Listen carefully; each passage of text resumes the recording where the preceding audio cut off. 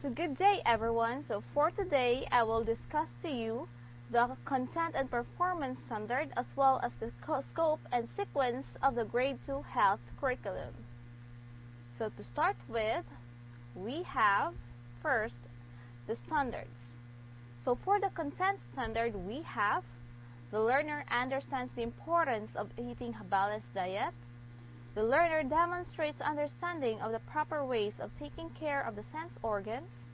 Third, the learner demonstrates understanding of healthy family habits and practices. Fourth, the learner demonstrates an understanding of managing one's feelings and respecting differences. And lastly, the learner demonstrates an understanding of rules to ensure safety at home and in school. Next, for the performance standard, we have the learner demonstrates good decision-making skills in choosing food to eat to have a balanced diet. Second, the learner consistently practices good health habits and hygiene for the sense organ. Third, the learner consistently adopts healthy family. Fourth, the learner demonstrates positive expression of feelings toward family members and ways of coping with negative feelings. And fifth, the learner demonstrates consistency in following safety rules at home and in school. Next, for the scope and sequence. Let's have the first quarter. So we have the content and competencies. For the first content, we have the healthy food and the body. So under these, we have provides energy, promotes growth and bodybuilding, and regulates body functions. So under provides energy, we have the carbohydrates and fats. And under promotes growth and bodybuilding, we have protein. And under regulates body functions, we have the vitamins and minerals. So for the competencies under this content, we have the learner states that children have the right to nutrition, as stated in the Right of the Child to Nutrition, Article 24 of the United Nations Rights of the Child. Next content, we have Guide in Eating Balanced Diet. So under this content, we have Food Pyramid for Filipino Children for ages 7 to 12 years old, and Food Plate for Filipino children ages 7 to 12 years old. So for the competencies of this content, we have the learner discusses the importance of eating a balanced meal. The learner discusses the important functions of food. The learner describes what constitutes a balanced diet. The learner considers food pyramid and food plate in making food choices. And the learner displays good decision-making skills in choosing the right kinds of food to eat. Next, for the second quarter, we have the following content and competencies. For the first content for the second quarter, we have health habits and hygiene. So under these, we have the care of the eyes, ears, and nose, and the care for the mouth and teeth. So under the care of the eyes, ears, and nose, we have pediculosis, or lice infestation, the scabies, sore eyes, and excessive or hardened earwax. For the second subtopic under health habits and hygiene, we have the care for the mouth or teeth.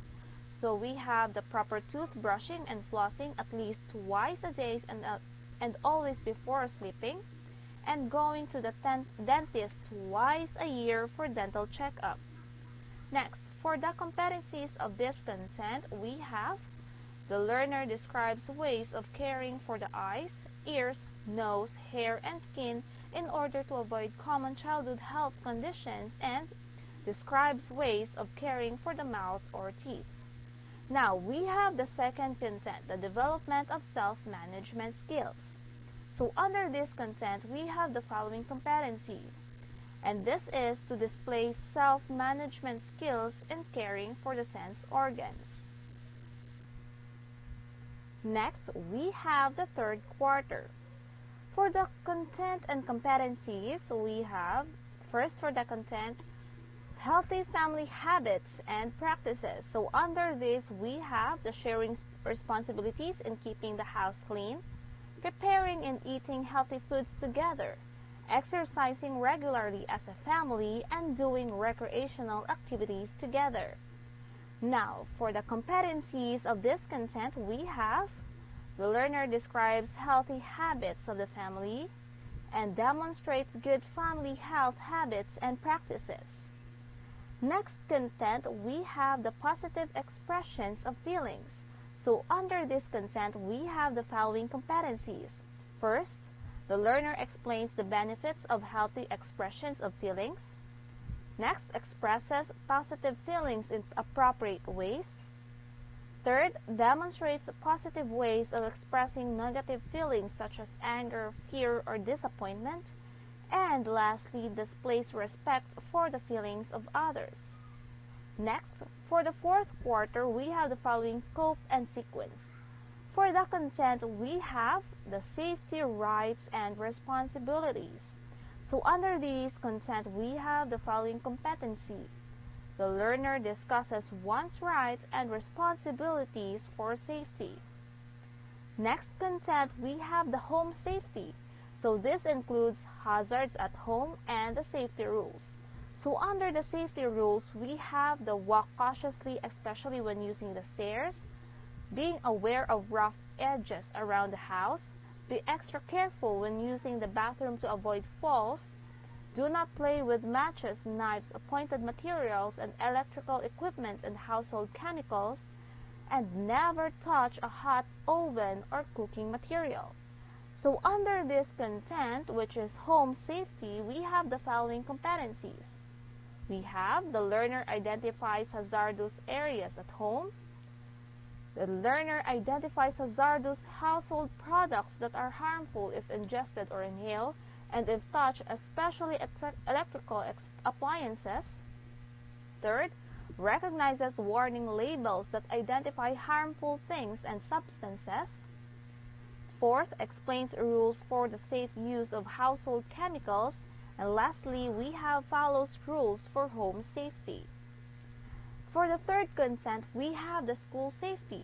So this includes the hazards in the school, the safety rules, which includes always wear your school identification card, observe proper behavior in the corridor and when using the stairs, report or observed hazards such as damaged equipment, slippery floor, or dangerous material to the teacher or school personnel, and observe playground safety rules such as do not climb or jump on high bars, avoid harmful physical contacts with others, and report a proper behavior to teachers or personnel or school personnel.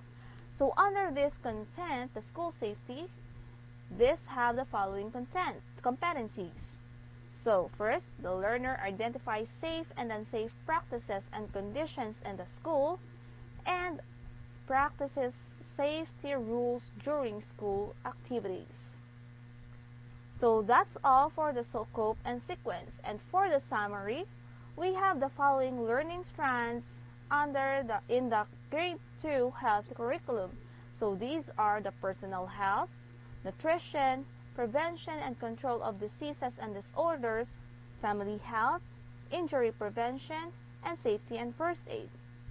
So, in which personal health and nutrition is taught in the first quarter, personal health and prevention and control of diseases and disorders for the second quarter, family health for third quarter, and for the last quarter, we have the injury, safety, and first aid, which are all factors that facilitate the development of healthy habits and practices. Next, so how does the following approaches being integrated in the grade 2 or being observed in a grade 2 health curriculum? So we have the inclusive approach, culture-sensitive approach, developmentally appropriate approach, and the spiral progression approach. So first, one of the learning approaches teachers use to their grade 2 pupils is the inclusive approach of teaching, wherein students would be able to feel valued and open for their engagement inside the four-cornered room. So they are given a chance to give their ideas, opinions, perspective, and ways of thinking with regards to the health curriculum in the way they wanted it to be. So the students were also taught in fostering their learning across each other's differences, such as acknowledging stereotypes and biases.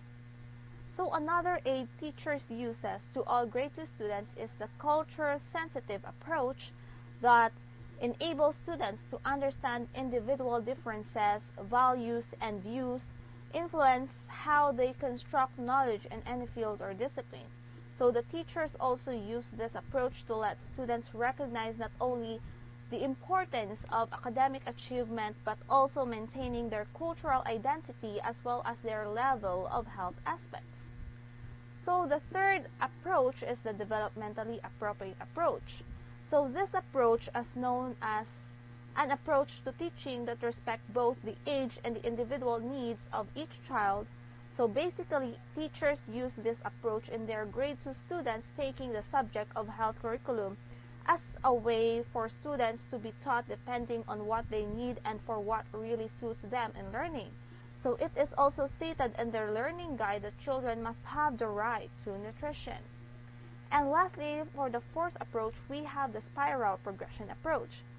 So it is the most common and very used teaching approach to students, and we all know that this approach is a teaching technique often used in teaching where the first basic facts of a subject were learned down to the complex one.